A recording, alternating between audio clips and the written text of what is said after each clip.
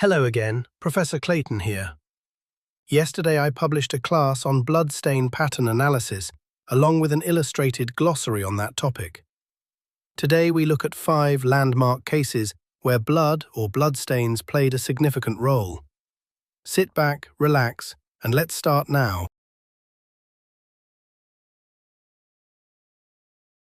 Blood spatter analysis completely flipped the script on one of the most infamous murder trials in American history. Back in the 1950s, Dr. Sam Sheppard was accused of brutally murdering his wife, Marilyn, in their home. The original police investigators and the coroner had their minds totally made up that the husband did it. But then, a forensic expert named Dr. Paul Leland Kirk stepped in for the defense, looked at the actual crime scene photos, and let the science speak. What he found completely destroyed the official story. First off, Kirk looked at the angles of the blood flying across the room and proved the killer was definitely left-handed. Sam Sheppard was right-handed. That alone is a massive piece of the puzzle. But Kirk kept digging.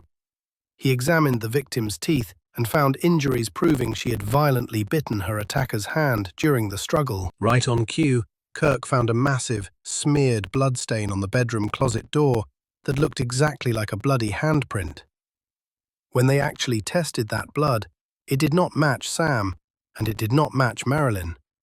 It belonged to a mysterious third person who was bleeding in that room. The original coroner tried to claim the murder weapon was a surgical instrument, which was super convenient since Sam was a doctor.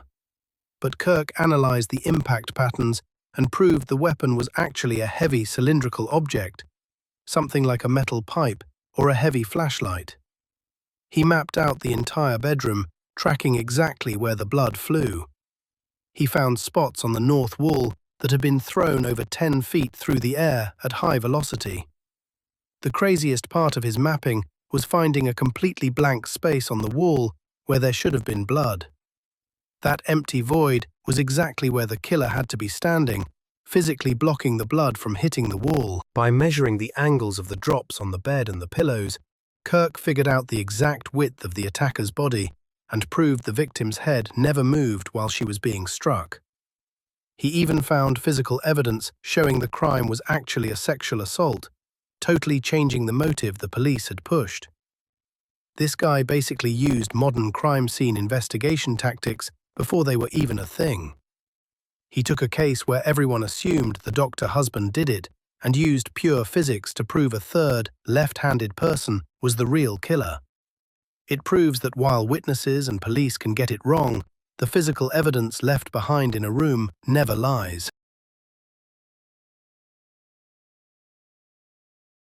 The most mind-blowing part of the O.J. Simpson trial wasn't the infamous car chase, it was how a mountain of flawless DNA evidence got completely ripped apart by a single wet piece of cotton.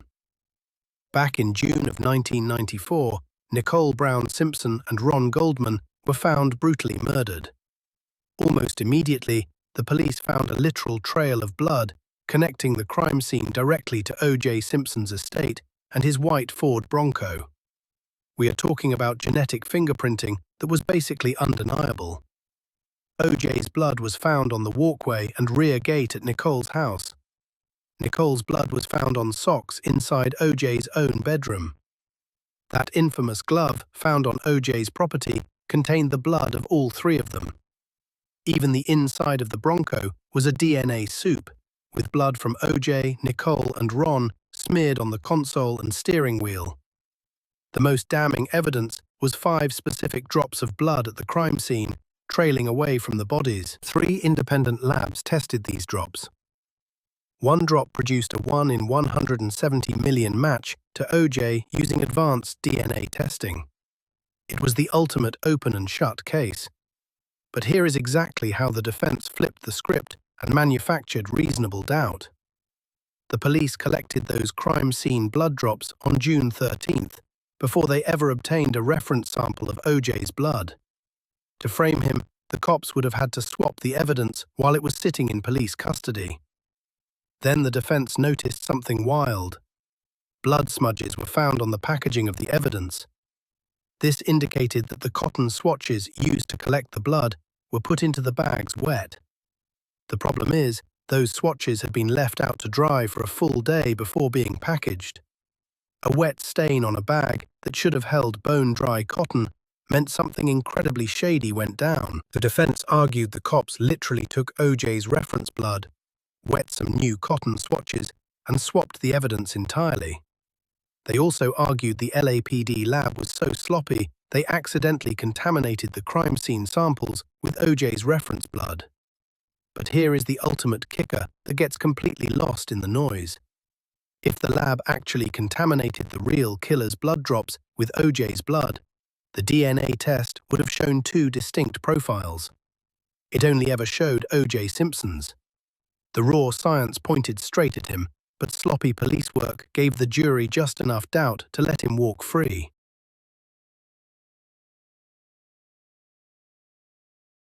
A school principal spent 32 years in prison for a murder that happened while he was over 100 miles away. In October of 1985, a fourth-grade teacher named Bryan was found murdered in her Texas home. Her husband, Joe Bryan, was 120 miles away in Austin, attending an education conference when it happened. Police initially thought it was a tragic burglary gone wrong, but things took a weird turn when Mickey's brother hired a private investigator, borrowed Joe's car, and a few days later claimed he found a flashlight in the trunk with tiny specks of blood on the lens. That blood was type O. That matched Mickey, but it also matches about half the entire human population. There was absolutely no clear motive, 0 eyewitnesses, and Joe had a rock-solid alibi. Yet, just 8 days after his wife was killed, Joe was arrested. The prosecution spun this wild, unbelievable theory to the jury. They claimed Joe sneaked out of his hotel at night, drove 120 miles through a massive rainstorm, shot his wife, who he had no history of conflict with, drove 120 miles back, and somehow made it to his morning conference without a single person noticing he was ever gone. They also claimed he was smart enough to get rid of the gun and the jewelry, but decided to just keep the bloody flashlight rolling around in his trunk. The entire case rested on a bloodstain pattern analyst who confidently testified that the flashlight was linked to the crime scene. Joe was convicted and sentenced to 99 years. He actually got the conviction overturned a couple of years later because the judge messed up during the trial, but the local prosecutor just tried him again. They used the exact same witnesses and the exact same junk science, and he got slapped with another 99 years. Fast forward decades later, the Texas Forensic Science Commission reviewed that blood pattern analysis and officially declared it absolutely unreliable. Even the original analyst came forward and signed an affidavit admitting his techniques and testimony were completely incorrect based on bad training. Despite all this proof that the science was fake, the courts refused to grant him a new trial. Finally, in 2020, after a massive push from advocates, Joe was granted parole.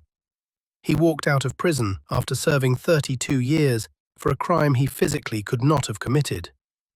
The Supreme Court refused to hear his case for actual innocence, meaning all legal avenues are completely exhausted, leaving an innocent man permanently branded a killer because of a flashlight and some fake science.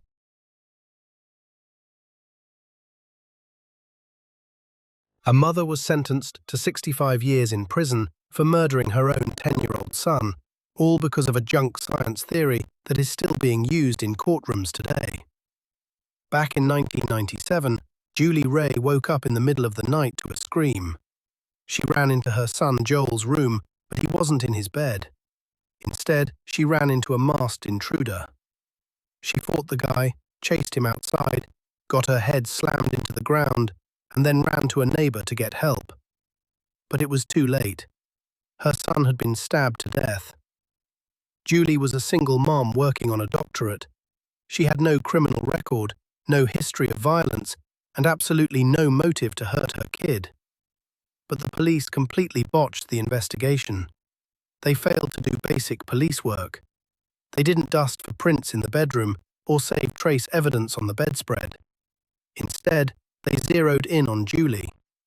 3 years later, they charged her with murder. They had 0 eyewitnesses and no real evidence, so prosecutors brought in bloodstain pattern analysts. These are people who look at blood spatters and basically reverse engineer a crime scene. It sounds super scientific, but a lot of it is just personal interpretation with no hard data. The experts pointed to a microscopic smear of Joel's blood on Julie's shirt. Julie said it got there when she was fighting the blood-covered intruder. The experts told the jury that was impossible and that the blood proved she was the killer. They did 0 actual experiments to prove this, but the jury bought it anyway. Julie was convicted and got 65 years. She spent years in prison dealing with unimaginable abuse because everyone thought she was a child killer. Then, a massive plot twist happened. A literal serial killer who was already on death row in Texas confessed to breaking into Julie's house, stabbing her son, and fighting her. Julie finally got a new trial. Her defense team ripped the blood spatter experts apart, showing how their claims had 0 scientific backing. She took the stand, told her story, and was finally found not guilty. But getting her freedom back didn't fix her life. She was formally exonerated, but she still deals with severe PTSD and struggles to find jobs because that stigma never really goes away. The wildest part is that the National Academy of Sciences released a massive report calling Bloodstain Pattern Analysis highly subjective and full of enormous uncertainties. Yet, prosecutors across the country are still using this exact same unproven science to put people behind bars right now.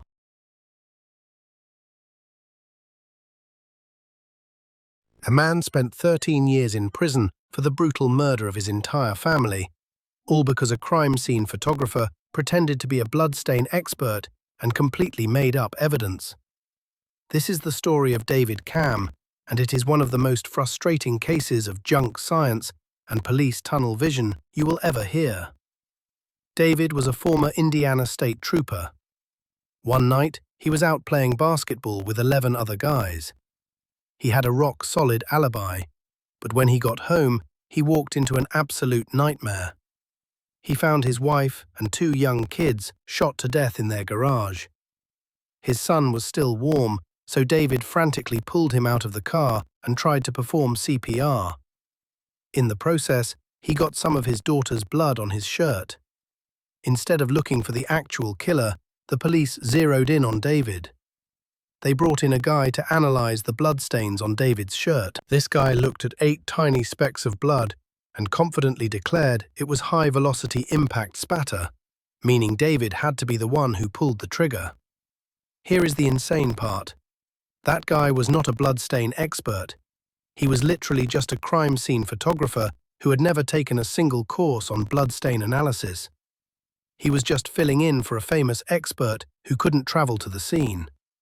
Actual leading experts looked at the shirt and said the spots were obviously just transfer stains from David brushing against his daughter's blood-soaked hair while trying to save his son's life. But the prosecutors ran with the fake expert's theory anyway, and David was convicted of murder. While David was rotting in a cell, a massive cover-up was sitting right in the evidence box. Investigators had found a random grey sweatshirt tucked underneath the son's body at the crime scene. Written on the inside collar was the nickname Backbone. The original prosecutor had swabbed it for DNA, but when the defense asked about it, the prosecutor flat out lied and said there was no match in the system. Years later, David's new lawyers forced them to run the DNA again.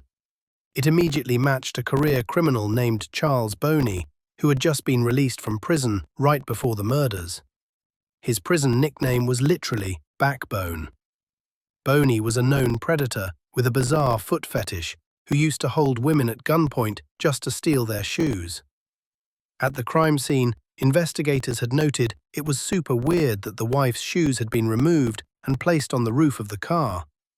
It perfectly matched Boney's exact signature. They even found his palm print on the car door. You would think the state would apologize and let David go. Nope. The prosecutors had what is called a prosecution complex. They refused to admit they were wrong. Instead, they threatened Boney with the death penalty unless he claimed David hired him to do it. They spun a wild conspiracy theory just to keep an innocent man behind bars. It took 13 years, 3 separate trials, and an animated crime scene reconstruction to finally convince a jury of the truth. David Camm walked free, but his case remains a massive black eye for the justice system, proving how easily fake science and corrupt prosecutors can steal a man's life rather than admit they made a mistake. I hope you enjoyed this video. I have more forensic learning material to show you soon. Please like, subscribe, and drop a comment. Thank you.